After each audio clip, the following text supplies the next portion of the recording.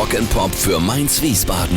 Hier ist die Per Eggers Jawohl, Show. und das zu einer ganz besonderen Sendung. Ich freue mich riesig, denn ich habe einen Gast, und zwar Kirk Hammett, Gitarrist von Metallica. Kirk, nice to have you here. Hello. It's a great pleasure to be here. Nice. We will have 1 hour together. Wir haben eine Stunde zusammen, wo wir ganz viel sprechen wollen. Natürlich das am Freitag rauskommt. Darum wird es heute gehen. Hardwired to Self-Destruct. This is our theme today. Your new album coming up on Friday. And first question will be a radio question, because you're a great rock band. You got 37 million followers on Facebook. You did lots and lots of interviews. Can you remember your first radio interview? Oh man. Actually, yeah, I can't remember my first radio interview, and it actually wasn't even with Metallica. It was with Exodus, but I guess this is a Metallica question. So the first radio interview I did while I was in Metallica was probably with Rampage Radio, and that was on KUSF in San Francisco, and it was run by this guy named Ron Quintana, who was a pivotal figure in the Bay Area metal scene. Yes. Yeah, and Rampage Radio was a radio show that started at 11 o'clock at night and ran to like 5 or 6 in the morning. So, you know, I remember coming back from the recording of Kill 'Em All, and Ron knew that I was back in San Francisco, but Lars and James were still in New York. He said, come down to the radio station and tell us about the recording of the new album. And so I went down there and just I talked briefly about it, and that was it. But that was like my first radio interview with Metallica. Were you excited? Oh, I was so nervous I could barely speak. Also ich habe ihn gefragt, was nach seinem allerersten Radiointerview, und das war damals in San Francisco für Radio Rampage. Das klingt auf jeden Fall schon mal ziemlich fett. Und da hat er ein Interview gegeben, sein allererstes, und hat es einfach nur runtergespult und kann sich eigentlich an kaum noch was erinnern. Aber er hat gerade gesagt, er war so aufgeregt im Nachhinein, dass er gerade noch so sprechen konnte. Ansonsten aber gar nicht. So ähnlich wie bei mir im Moment. Then let's talk about the new album. Short question at the beginning. Do you think it's one of the best albums you ever made? I always think that our albums are the best albums that we've ever made. So it's not special to the other ones? Well, I mean, they all have their own special relationship to us. I mean, all the albums kind of like mean different things to us. I mean, for me, this album is special because just by the fact that we actually got it out, this feels like a huge accomplishment, you know? Yeah. But I mean, this album for us, it's special in that, you know, it's 2000. If you can call 2008's Death Magnetic a return to form, then you can call 2016's a Hardwired to Self-Destruct as more of that. Oh, okay. Yeah, and but you know, we reached backwards in the intentions of creating something new first with Death Magnetic, and we did this again with this album, looking backwards in the attempt to create something new. And as a result, when I listen to this album, you know, it has elements of Kill 'Em All, Ride the Lightning, Master of Justice, you know, Black Album. I hear all that stuff, but it's still unique and it's still different, you know, and so, you know, in that regards, how I see this album is that it's a perfect musical statement for where the band is at in this point of time in the 21st century. Let's talk about that a little later, because we want to hear something from the new album, und zwar the first single, Metallica, Hardwired, und gleich sprechen wir noch über weiteres. Ganz kurz, er hat gerade gesagt, dieses Album ist natürlich besonders, weil es endlich rausgekommen ist nach 8 Jahren, und aber sonst sagt er, eigentlich sind alle Alben besonders, und er denkt immer, das nächste ist das Beste. Das hört man ja eigentlich immer von den Musikern, aber warum es wirklich so ganz besonders ist, das hören wir gleich. Warum sie 8 Jahre dafür gebraucht haben und wie eigentlich so ein Tag im Studio abläuft. All das gleich nach Metallica. Hier ist Hardwired, und gleich geht's weiter mit Kirk Hammett. Bis gleich. Die Per Eggers Show wird Ihnen präsentiert von D-Max, Deutschlands Männersender Nummer 1. D-Max, so läuft das hier.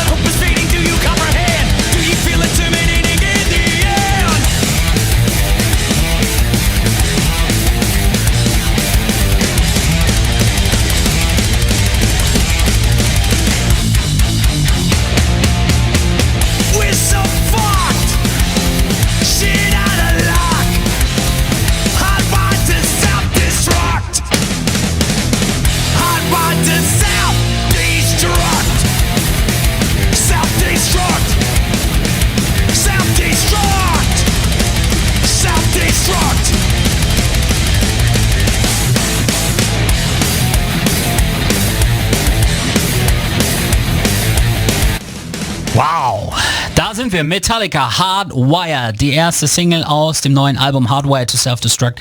Am Freitag kommt es raus und heute ist er bei uns. Eine Stunde live, Kirk Hammett. Nice to have you here again. Hello. Yeah, it's great to be here. Und wir wollen natürlich jetzt mal über dieses neue Album sprechen. Wir wollen mal wissen, was ist das für ein Riesending, was da rausgekommen ist. Ich habe heute Morgen mal reingehört und ich kann Ihnen versprechen, das bleibt so. Das wird die ganze Zeit richtig, richtig Spaß machen. Und jetzt wollen wir von ihm natürlich wissen, was glaubt er, wird das richtig erfolgreich werden. I've heard Hardwired to Self-Destruct this morning, the whole album. And I think for myself, it's loud, it's heavy, it's great produced. It's become a chart breaker, I think. So, how about you? What do you think? Do you think that Hardwired to Self-Destruct is going to be big? I hope so.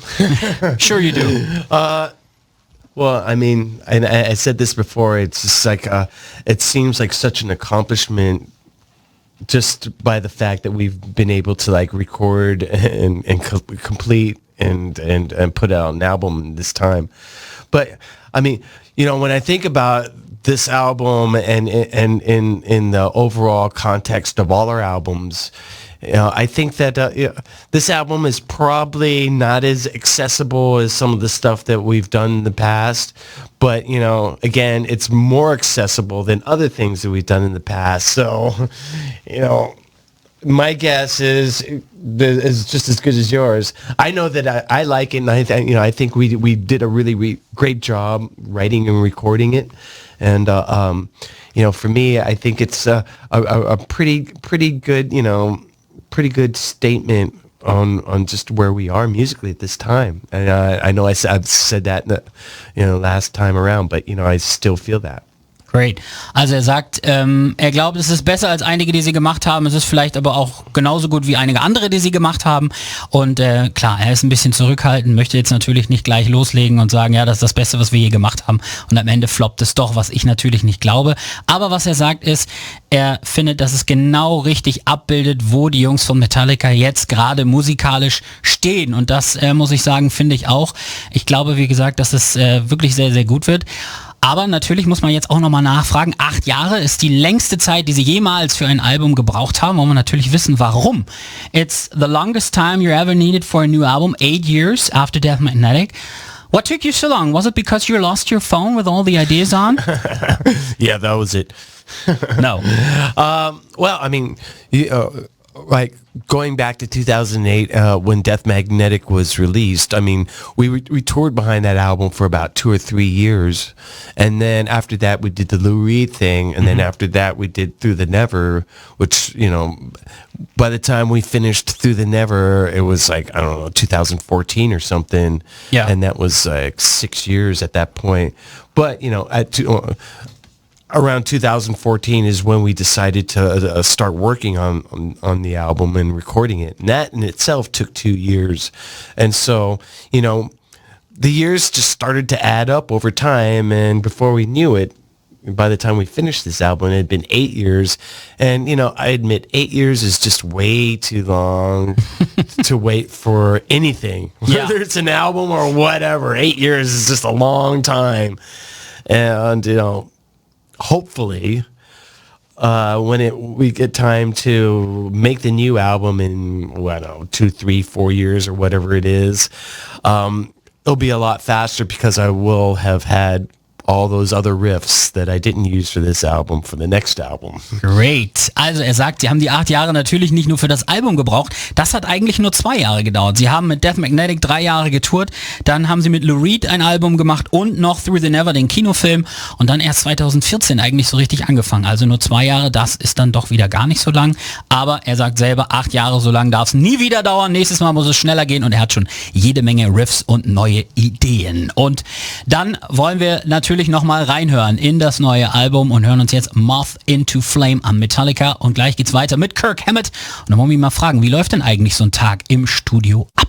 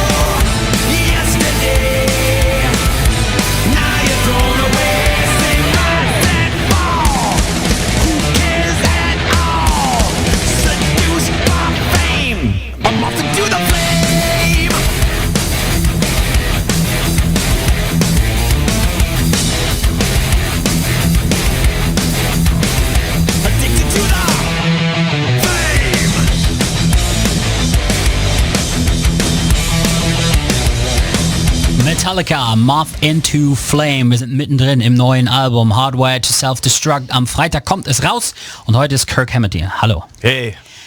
Kirk, wir wollen sprechen über einen Tag im Studio. Wie läuft das eigentlich ab? Please tell us about one normal day at the studio. You open the door, close it behind you. What happens next? Well, usually I open up the security gate.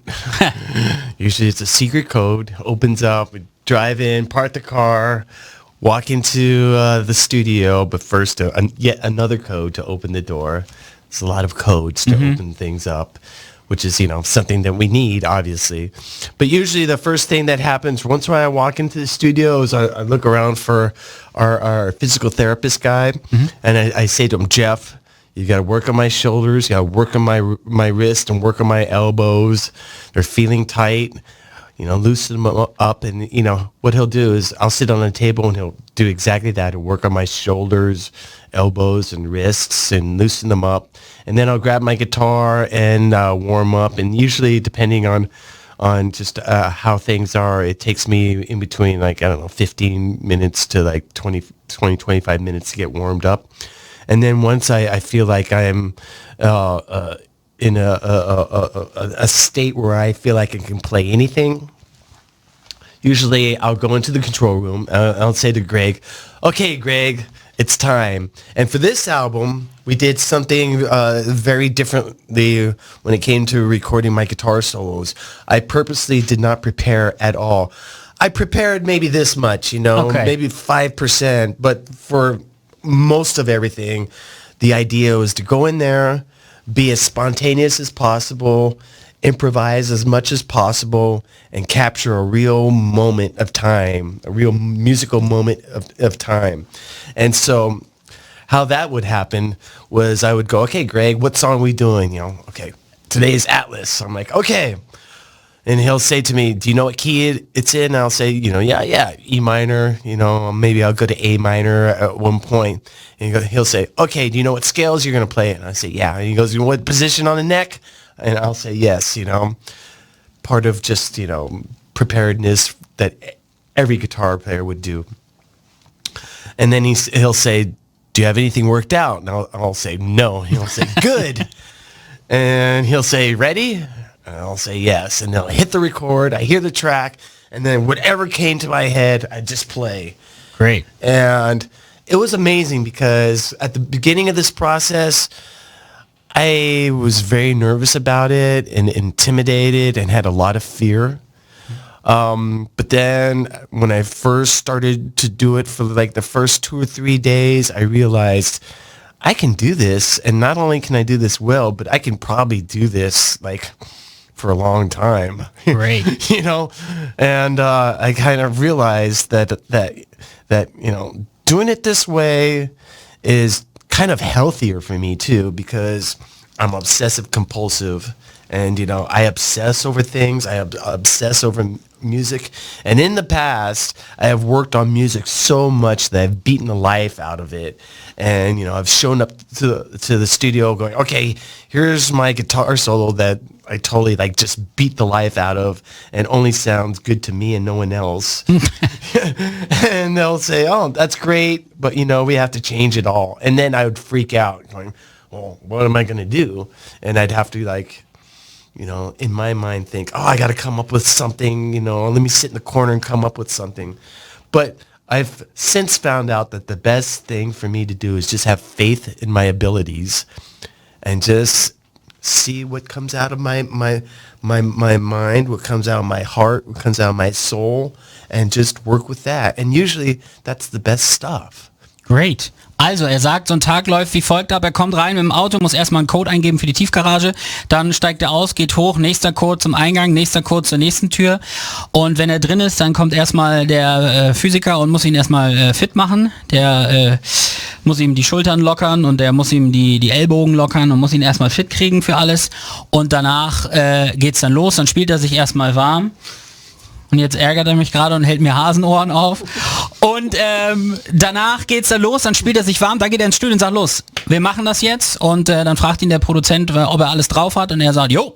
Und dann legt er einfach los. Er bereitet sich so gut wie gar nicht vor. Es muss alles aus dem Herzen kommen, direkt aus der Seele. Und so hat's eigentlich am besten funktioniert für ihn in den letzten Jahren. Jetzt haben wir gerade über Atlas gesprochen. Atlas Rise. Kirk, is this one of your favorite songs at the moment? So far, you know, it changes. Like every few days, I'm listening to a different track on the album. I'm thinking maybe this is my favorite. But for at right the moment, now, it's Atlas Rise. Atlas Rise for now. So let's hear Atlas Rise now. Short question. The album comes out on Friday. It's your birthday. Is that a coincidence? I wish it was a coincidence. As it happens, the only the date that made the most sense for the album to come out was the 18th. It wouldn't have made sense for it to come out the 17th or the 19th. Also, er sagt, es musste am 18. rauskommen. Es war tatsächlich am Ende ein Zufall, dass es am gleichen Tag läuft wie an seinem Geburtstag. Aber jetzt freut er sich drauf. Und wir hören rein in Atlas Rise und lernen danach Kirk Hammett persönlich noch ein bisschen besser kennen. Was macht er eigentlich am Morgen mit seinem Smartphone und was braucht er auf dem Frühstückstisch, damit es für ihn richtig abgeht?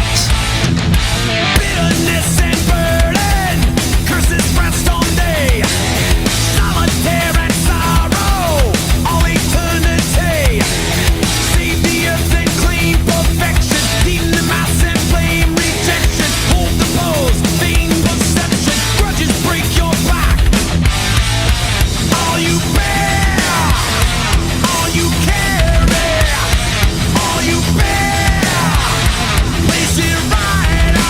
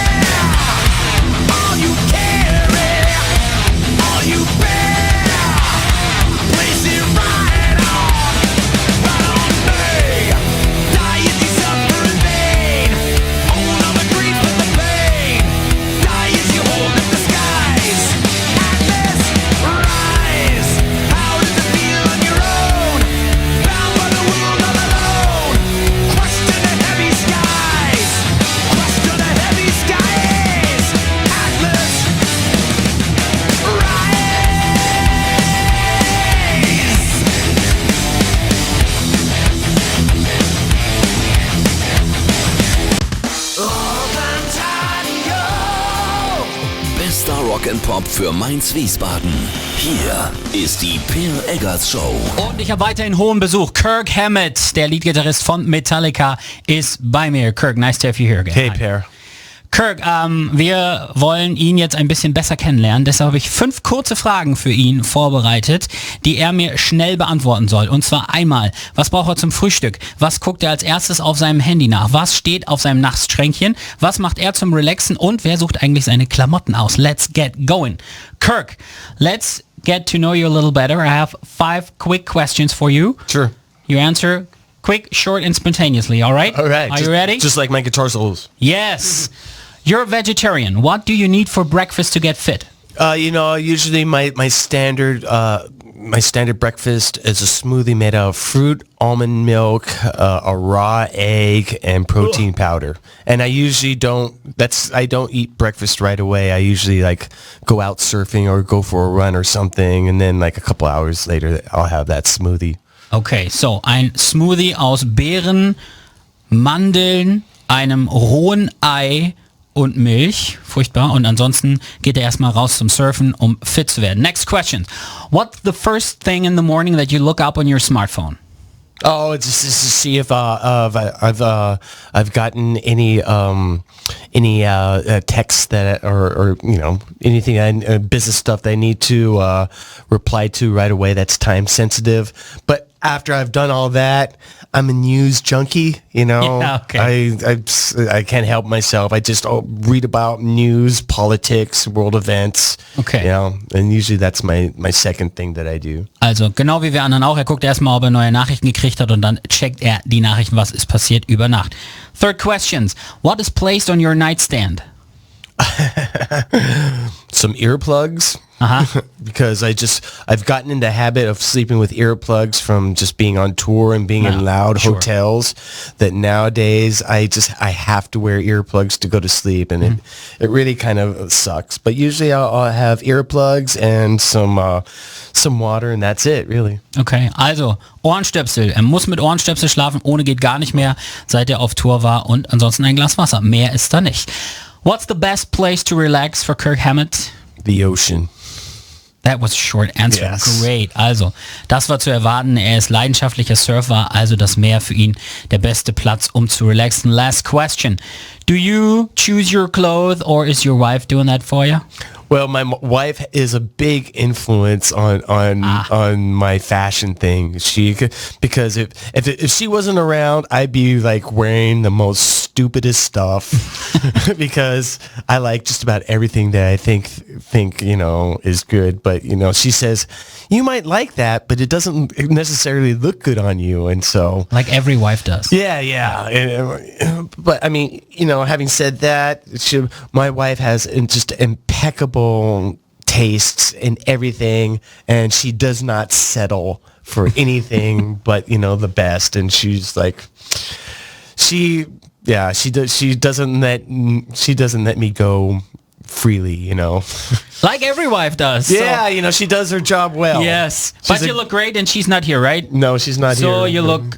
I like your boots. Oh, thanks, man. Also, normalerweise sucht er sich die Sachen selber aus, aber das sieht dann meistens wirklich aus Jeans, T-Shirt und los geht's. Und seine Frau sucht dann die wirklich wichtigen Sachen. Stage-Outfits sucht sie schon für ihn aus, aber er sieht heute hervorragend aus. Hat Schlangenleder, Stiefel in Silber. Wirklich sehr, sehr schick. Und gleich sprechen wir weiter mit Kirk Hammett, und dann wollen wir noch mal ein bisschen wissen, wieso ist Radio eigentlich auch für ihn immer noch wichtig, und was können Sie eigentlich, wenn Sie selber Gitarre spielen, in der Band spielen, wie kann man da noch groß werden, wie kann man da richtig Gas geben, was sind die besten Tipps von Kirk Hammett, dem Weltklasse-Gitarristen, für Sie, wenn Sie selber gerade noch sagen, ich möchte auf jeden Fall genauso groß werden. Vorher Metallica und The Unforgiven.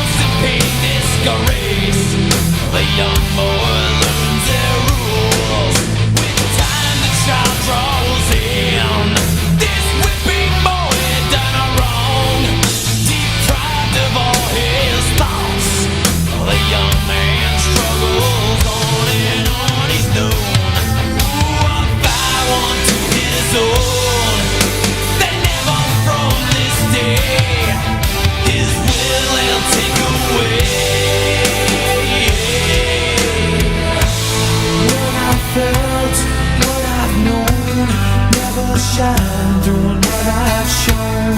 Never be, never see, won't see what might have been. What I felt, what I've known. Never shine doing what I've shown. Never free, never me. So I dug the earth again.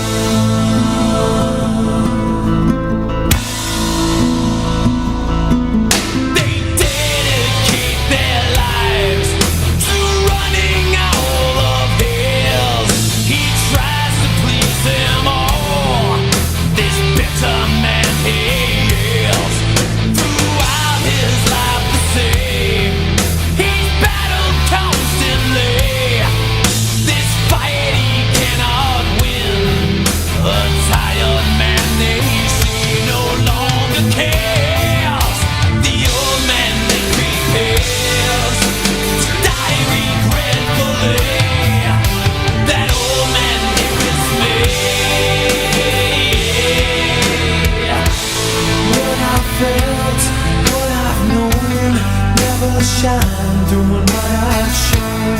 Never be, never see, won't see what might have been. What I felt. Hey everyone, this is Kirk Hammett, and you have just heard The Unforgiven on the Per Eggers Show. My good friend Per right here is just hanging out with me. And so, Per, let me, what are your musical influences?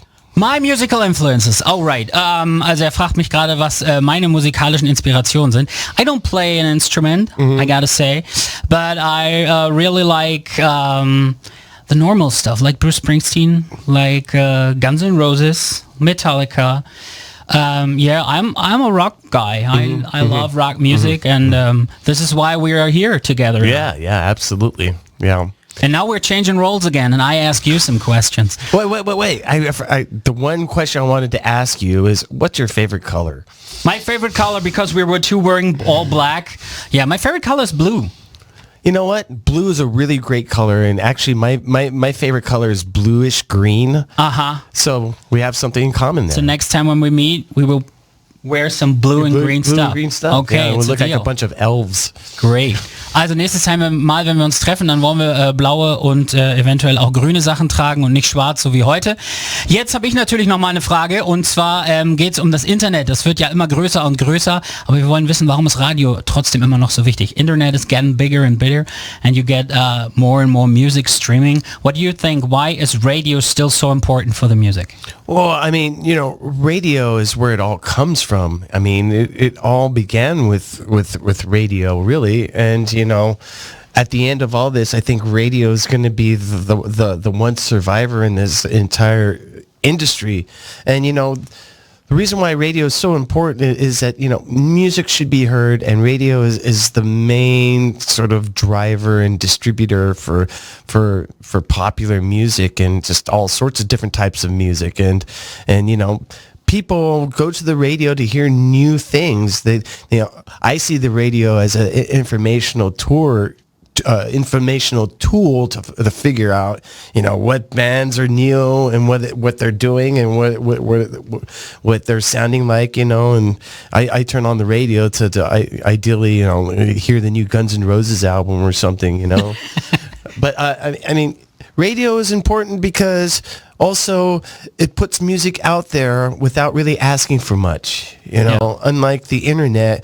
When you go to a website, you don't realize it, but you're giving up your own personal data just to listen to music. And that's right. and radio doesn't do that, doesn't demand that. Also er sagt, Radio ist das, wo alles angefangen hat, und es ist deshalb immer noch so groß, weil man da einfach nur hören kann, was gerade neu ist oder das, was man mag, und das geht dann einfach durch den Bauch, und beim Internet muss man seine ganzen Daten angeben, nur damit man die neuesten Sachen hören kann, und das ist beim Radio nicht so, und deshalb hört er sehr, sehr gerne Radio, und das freut uns natürlich. Jetzt haben wir da draußen natürlich jede Menge Leute, die auch selber Musik machen und würden jetzt natürlich gerne ein paar Tipps hören vom großen Gitarristen Kirk Hammett. We got a lot of listeners playing guitar themselves, having bands, want to get bigger. What kind of advice do you have? I would say just, keep on trying to grow as a musician, grow as a songwriter. keep to your initial vision. You know, play with integrity, and hopefully things will happen. I mean, that's basically what I did. Is I played with conviction and played from my heart, and tried to be the best musician I possibly could in any sort of circumstance from the very beginning. I mean, I played my first show with Exodus after 6 months of even just playing guitar. We weren't very good, and I don't really tell people about that show, but I use that kind of as an example of, if you're going to do something, go all the way in, commit completely, do the work, and maybe good things will happen. Also er sagt, man muss sich voll reinhängen, man muss alles geben, wenn man sagt, man will Musiker werden, dann muss man Vollgas Musik machen, muss alles andere dafür hinten anstellen und man darf sich nicht verbiegen lassen, man darf nicht danach gehen, was momentan angesagt ist, sondern man muss das machen, wo einem das Herz sagt, dass man es machen soll, und dann kann es funktionieren, aber man muss natürlich auch ein bisschen Glück haben dabei, aber genauso hat er es auch gemacht.